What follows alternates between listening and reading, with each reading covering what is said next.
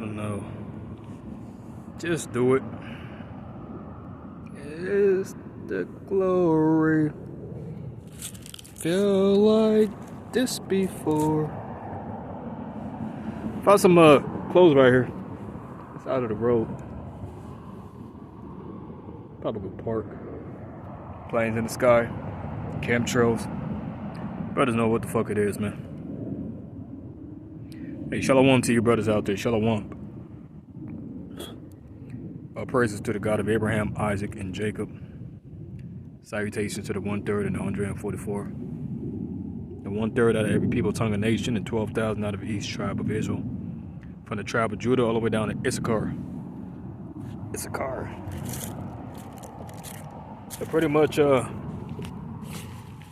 what I wanted to do in this video was I wanted to read the book of Genesis, 37th chapter, and pretty much just I'm gonna have to do it from let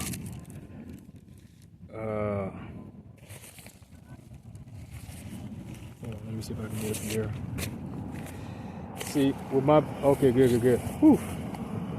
Appreciate the brother last night giving me this book right here. Blessing. Because I wouldn't have that scripture in my Bible if I didn't have this book right here. Hold on.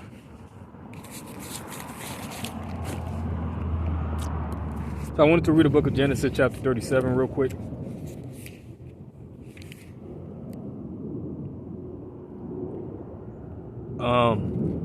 I don't know, this scripture was on my mind all day, and it was all on my mind all last night. I was listening to a lot of music. I know some of you brothers, you like music, right? You know, we're spiritual people. We're people that dive into the frequencies, and we're one with the frequencies and one with the music. So I listen to a whole lot of music, and that's just my style. It hits my spirit in a way that I can't quite explain or understand, And I've been listening to different brothers' videos and watching different brothers' music, and I don't know, brothers got their taste, man. And like I said, brothers, look into who you are, because if you understand what a omen nomen is, pretty much what it is it's like you are that specific thing. You are that character. The reason why you're doing what you're doing is because you are that. And so why am I doing the things that I'm doing? Because I am who I am. Why are you doing the things that you're doing? Because you are who you are. That's the best way I can explain it, I get called a whole lot of different things, man, but it doesn't really matter, because I am who I am. See? And I've been through a lot of places in this place, man. I've gone through a whole lot of places, and I'm here right now, still here. Thanks to I am. Thanks to the Most High, man. We kept regenerating over and over and over and over. It must be a whole different regeneration right here. I'm just sitting on the grass right now, just enjoying the sky. But let me get into the scripture right here, man. So this is Genesis. I'm just smiling right now, man, because This is beautiful right here, man. And I'm gonna say this to the spirit too, right? I don't hate nobody, man. I'm just moving the way I'm moving. It's not a way that they say, I'm just moving the way I'm moving. The Lord, what's today? Saturday. The Lord got me coming out here, and that's exactly what I'm doing, man. You see, I'm learning to be more expressive and understanding myself. And just being who I am. And the reason why I'm doing it, because it's supposed to happen. It couldn't happen any other way. So I wanted to read the book of Genesis, chapter 37 real quick. This is Joseph and his brethren, right? Because we know Israel had 12 sons from Judah all the way down to Issachar, right? Dan, Naphtali, Simeon,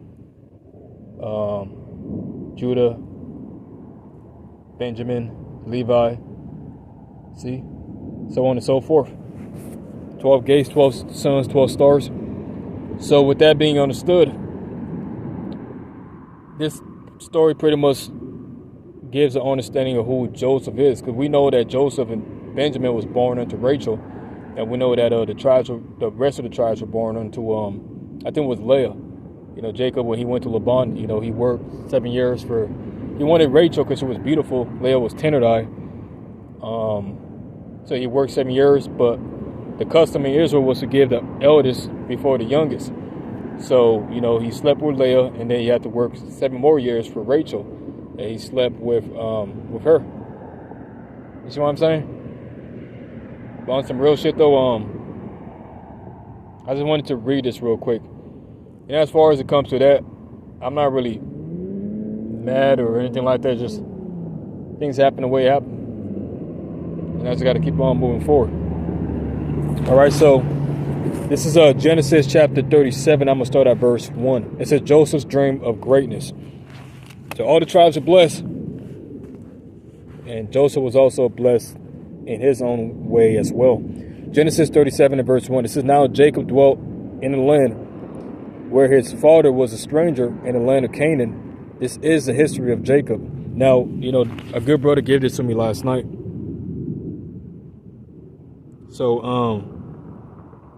I have this. It's the new KJV. Typically, I read the KJV, but it's good as well. It's pretty much saying the same thing, just in different interpretations, but it's saying the same thing. And I appreciate that. So Joseph's dream of greatness. It says, verse 1. Now Jacob dwelt in the land where his father was a stranger, in the land of Canaan. This is the history of Jacob. Right? Jacob name was changed to Israel. See? Or Jacob, Israel. Where he fought with he wrestled with that angel.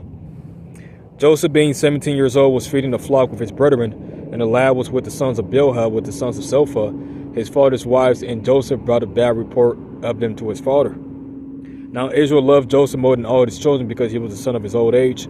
Also he made him a tunic of many colors. But when his brothers saw that the tunic of many colors, but when his brethren saw that their father loved him more than all his brethren, they hated him and could not speak peaceably unto him. Right? So his brethren, they're not really, don't like him like that, man. And ultimately it was set up that way because of what he was going to do next. Now Joseph had a dream, and he told it to his brothers, and they hated him more. So he said unto him, please hear this dream which I have dreamed. There we were, binding sheaves in the field. Then behold, my sheaf arose and stood upright, and indeed your sheaf stood all around and bowed down to my sheaf. And his brethren said unto him, shall you indeed reign over us, or shall you indeed have dominion over us? So they hated him even more for his dreams and for his words. Right? Because if we think about it, right, if you have a father, right, if you have children, right, you're going to have different children. Even though you have children, you might have sons and daughters. You're going to have some that were like, you may like more than, but even though you have love for all of them, you may have a specific one you may like a little bit more. You see, same thing with, having shoes. Some brothers are into shoes. You may have, different type of shoes, Nikes, Jordans, Adidas, fucking a whole lot of stuff, but you may like a favorite shoe better. And so this is what Jacob's mindset was going into. All right. And his brethren said unto him, shall you indeed reign over us, or shall you indeed have dominion over us? So they hated him the more for his dreams and for his words. Then he dreamed still another dream and told it to his brethren, and said, look, I have dreamed and another dream, and this time the sun and the moon and the 11 stars bow down to me. So he told it to his father and his brethren, and his father rebuked him and said to him, what is this dream that you have dreamed? Shall your mother... what the heck? Salakia, man. Should have picked a better position than I'm in right now. What is this dream? So this is what he's telling Joseph. He's like, what is this dream that you have dreamed? So your father and your mother and I and your brethren indeed come down to bow bow down to the earth before you. And his brothers envied him, but his father kept the matter in mind. So Jacob, he knew. He's like, man, what is Joseph talking about? Like, what exactly is he saying? What is this dream that he's having? You know, here it is. His brothers are bigger and stronger and all this crap, but he's having a specific dream. What does it all mean? So Jacob, he didn't just put it up. He didn't just put it away. He's like, man, okay, well, I'm gonna keep this in my heart. It must mean something if my son is having this dream right here, right? So let's keep going. Then his brethren went to feed their father's flock in Shechem, and Israel said to Joseph, "Are not your brothers feeding the flock in Shechem? Come, I will send you to them." So he said to him, "Here I am." Then he said to him, "Please go and see." Salaki, I love this, man. "Please go and see if it be well with your brothers and well with the flocks, and bring back word to me." So he sent him out of the valley of Hebron, and he went to Shechem. Now a certain man found him, and there he was wandering in the field. And the man asked him, saying, "What are you seeking?" So he said, "I am seeking my brothers. Please tell me where they are feeding their flocks." Because he was looking for his brothers. And the man said, "They have departed from here, for I heard him say, 'Let us go to Dothan.'" So Joseph went after his brethren and found him in Dothan. Now when they saw him afar off, even before he came near them, they conspired against him to kill him. And they said one to another, right? Because just like that, you know, it was always like that, man. It was always, you know, wars in the tribes and things like that was always happening, you know. I mean, Israel wasn't just warring against, you know, the other nations. They were warring against themselves most of the time. See? Hold on. And he said, "I am seeking my brethren. Please tell me where they are feeding their flocks." And the man said, "They have departed from here, for I heard him say, 'Let us go to Dothan.'" So Joseph went after his brothers and found them in Dothan. If I would look up this word right here, but I can't because I'm using the camera. Now when they saw him afar off, even before he came near them, they conspired against him to kill him. Then they said one to another, "Look, this dreamer is coming. Come, therefore let us now kill him and cast him into some pit."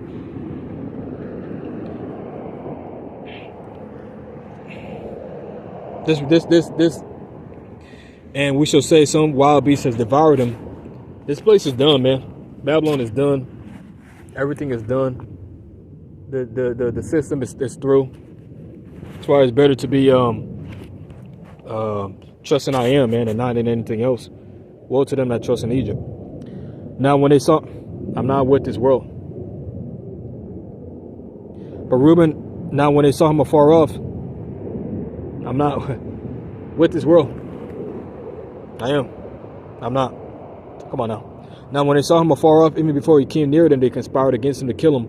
Then they said one to another, "Look, this dreamer is coming. Come, therefore let us now kill him and cast him in some pit. And we shall say some wild beast had devoured him. We shall see what will become of his dreams." But Reuben heard it, and he delivered him out of their hands and said, "Let us not kill him." And Reuben said to them, "Shed no blood, but cast him into some pit which is in the wilderness. And do not lay a hand on him, that he might deliver him out of their hands and bring him back to their father love." So it came to pass. Hold on. See, I'm like in between all this crap, bro. Hold on, let me go back, man. Let me be serious about this. Or just, you know, I'm normal. I'm myself. But I'm for real. Where was I at? Right, so it says, all right. Let me go back. 21. But Reuben heard it, he delivered him out of their hands and said, "Let us not kill him." And Reuben said to them, "Shed no blood, but cast him to the pit which is in the wilderness, and do not lay a hand on him, that he might deliver him out of their hands and bring him back to their father." And it came to pass when Joseph had come to his brothers that they stripped him of his tunic, the tunic of many colors that was on him. So the brother, I've been listening to a whole lot of brothers' videos, and I've been doing my own videos, watching my videos. Brothers went into the coat of many colors before. And, you know, I think it means,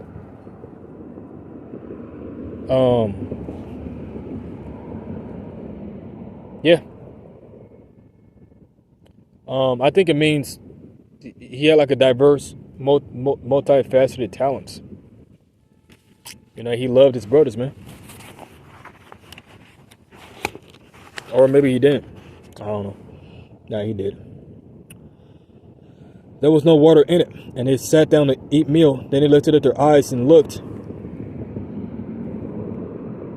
All right, so they cast him into the pit.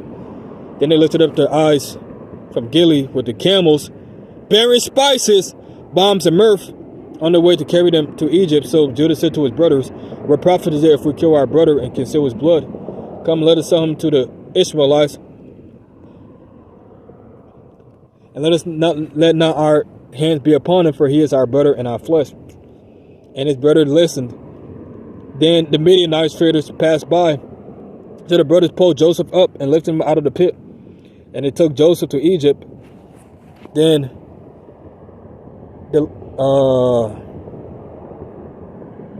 Reuben returned to the pit. Indeed, Joseph was not in the pit, and tore his clothes, and he returned to his brother and said, "The Lord is no more, and where shall I go?"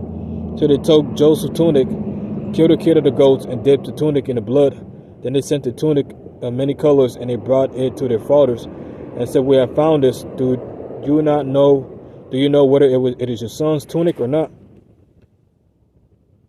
Right. So pretty much his brothers, you know, they're talking to the father like, "Hey, you know, your son died," and you know they're being mischievous. And he recognized it and said, "It is my son's tunic. A wild beast has devoured him. Without doubt, Joseph is torn in pieces." Then Jacob tore his clothes and put sackcloth on his waist and mourned for his son many days. And all his sons and all his daughters arose to comfort him, but he refused to be comforted. And he said, "Shall I go down into the grave to my son in mourning?" Thus his father wept for him. Now the Midianites had sold him in Egypt to Potiphar, an officer of Pharaoh and captain of the guard. So this is pretty much at the point where Joseph gets sold. Now he's in Egypt. See? I'm gonna keep on going.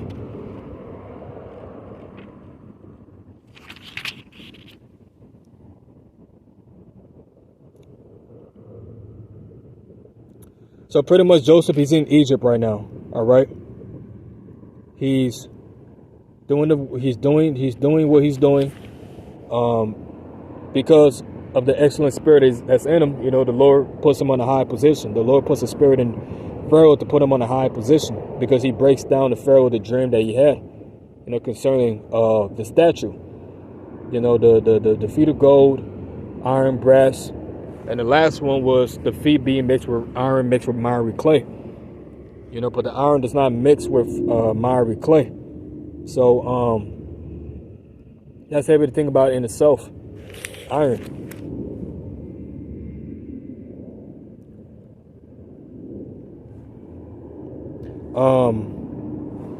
So what I'm gonna do, I'm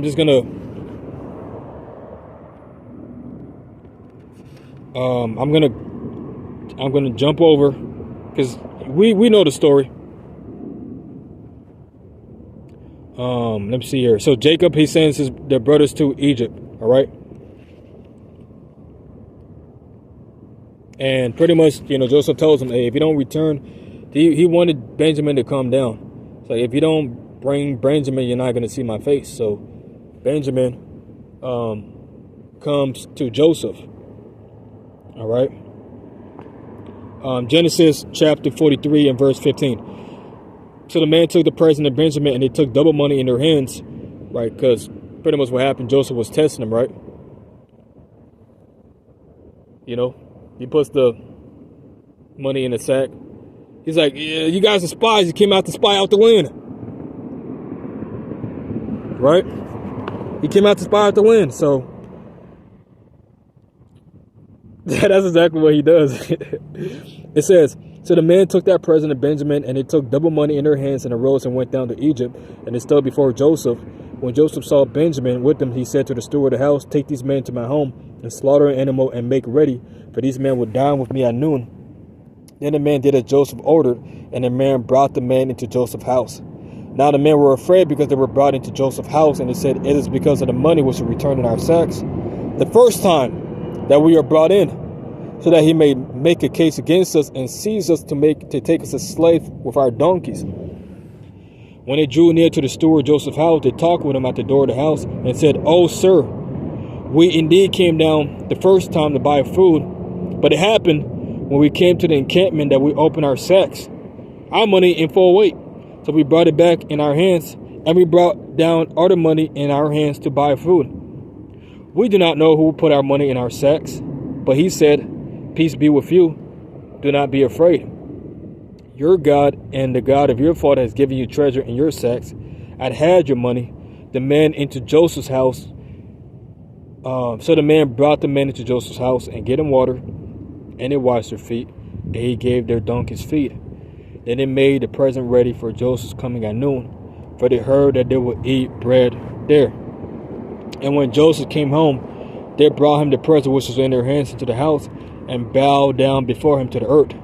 Then he asked him about their well-being, and said, "Is your father well? The old man of whom you spake, is he still alive?" And they answered, "Your servant, our father, is in good health. He is still alive." And they bowed down their heads and prostrated themselves.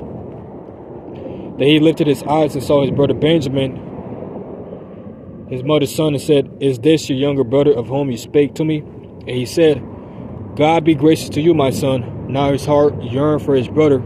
So Joseph made haste and sought somewhere to weep. And he went into his chamber and wept there.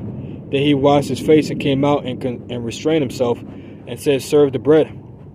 So then set him in a place by himself, and then by himself and the Egyptians who ate with him by himself, because the Egyptians could not eat food with the Hebrews, for that is an abomination to the Egyptians. So the Egyptians, they couldn't eat with the Hebrews, and that's a culture within itself, because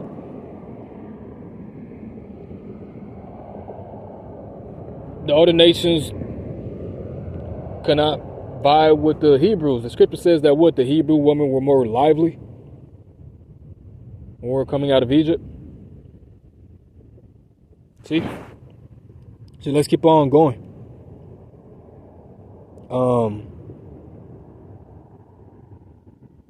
Where was I at?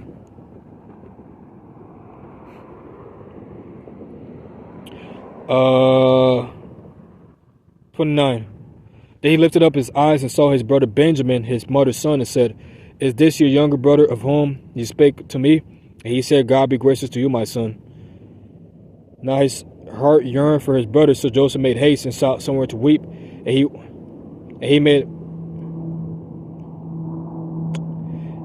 went into his chamber and wept there. Then he washed his face and came out, and he restrained himself and said, "Serve the bread."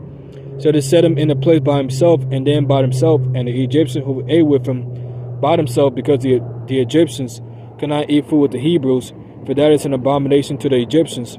And they sat before him, the firstborn according to his birthright, and the youngest according to his youth. And the men looked in astonishment at one at another. Then they took servants to them from before him, but Benjamin's servant was 5 times as much as any others.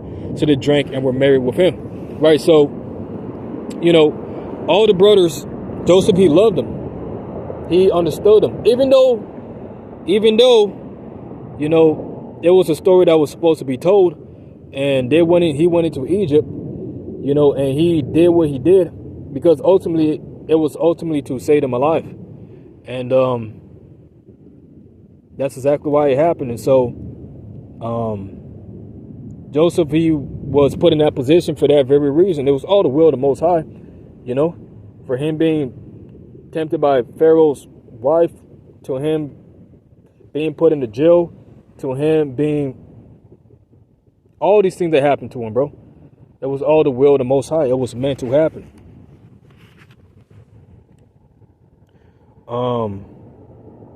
So he's glad for Benjamin. He loves his brothers, but he's glad for Benjamin. Benjamin's mess was 5 more. See, here's the truth.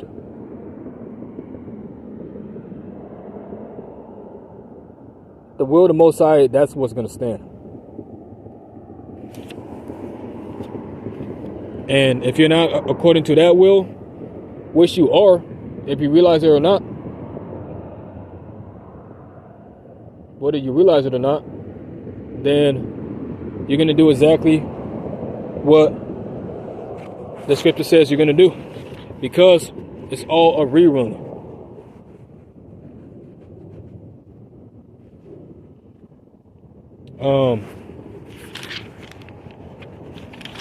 So he gets with Benjamin,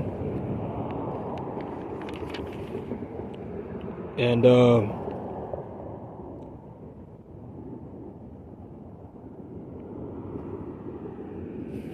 okay.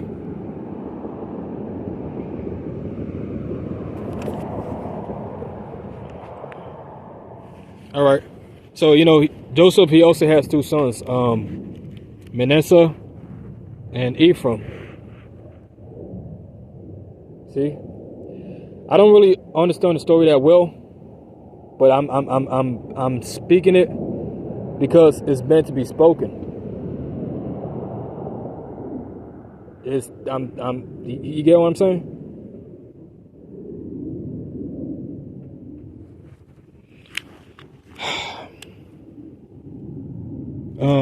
I'm a Genesis